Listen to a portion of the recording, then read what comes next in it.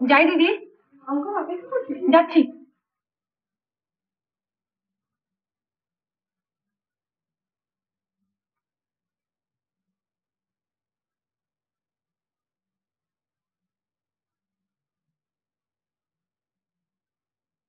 কি হলোটা কি? ফিরে এসে আমার কোনো কাজকর্ম নেই?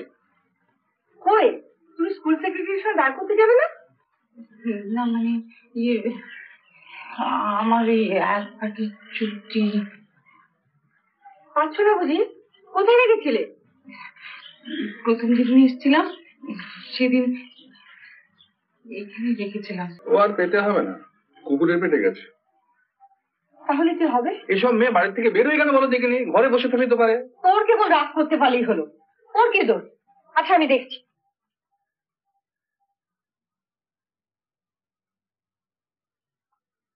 ডাকো তো, এটা হয়ে যাবে বোধ হয়। হ্যাঁ হবে, না হলেও হবে। না চলো চলো। এই শোন, আসবার সময় ওর জন্য একজোড়া ভালো স্যান্ডেল নিয়ে আসিস।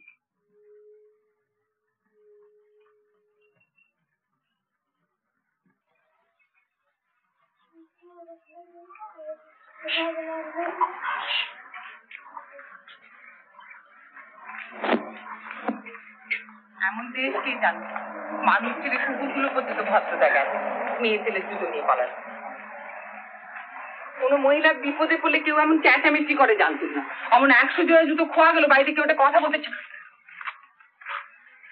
এমন কদরে বাড়ি ছেড়ে চলে এলেন কেন? সবই বড়া। আপনার যে জুতো খোয়া গেছে তা আগে বলেননি কেন? আগে বলেননি কেন? আগে বললে কি হতো? আপনি খুশিতে আটকানা হয়ে জুতো আনতে ছুটতেন। চলুন।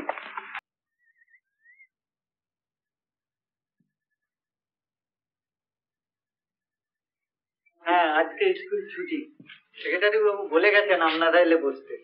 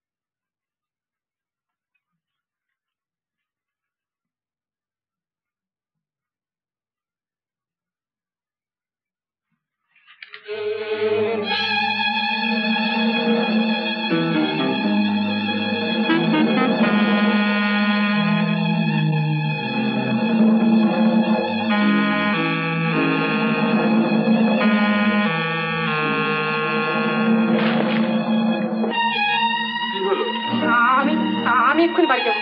সে কি? আমার শরীর খারাপ লাগছে। কিন্তু ভদ্রলোক যে আমাদের এখানে বসতে বলে। আমি এখানে চাকরি করব না, আপনি উঠুন। হ্যাঁ, আপনি উঠুন। শুনুন শুনুন,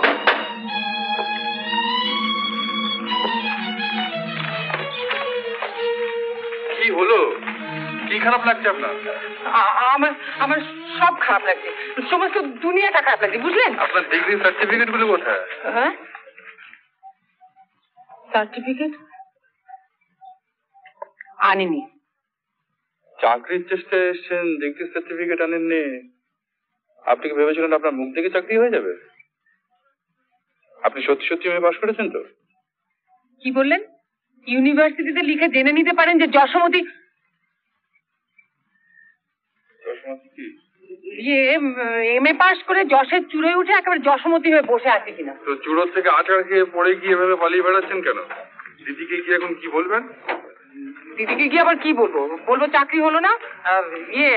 আমি এই স্কুলের পক্ষে হাইলি কোয়ালিফাইড, এত বিদ্যে থাকলে অত ছোট স্কুলে চাকরি হয়। আপনার যে কোন কথাটা সত্যি আর কোনটা নয় এটা এখনো আমার কাছে স্পষ্ট নয়। কেন আপনি এত মাথা ঘামাচ্ছেন কেন? আপনি কি দিদিকে যা খুশি তাই বলুন, কে জান না। আমি এখান থেকে চলে যাব, এই তো। আর সেটা যে আপনি সব সময় চাইছেন সে বুঝতে আমার এতটুকু কষ্ট হচ্ছে না। ওসব বাজে কথা ছেড়ে এখন কি করবেন তাই বলুন। কি আবার করবো? এখানে আমি একটা গানের স্কুল করবো, আপনি ব্যবস্থা করে দিন। ঠাকুর ঘরে নিয়ে বিনিয়ে নাকে কাঁদলে গানের স্কুল করা যায়। নিয়ে বিনিয়ে নাকে গাঁদা? আপনি নিজে একটু ইনিয়ে বিনিয়ে নাকে কেঁদে দেখান দেখিনি। আপনি তো চেনেন কেবল টাকা আর ব্যবসা, গানের কি বোঝেন?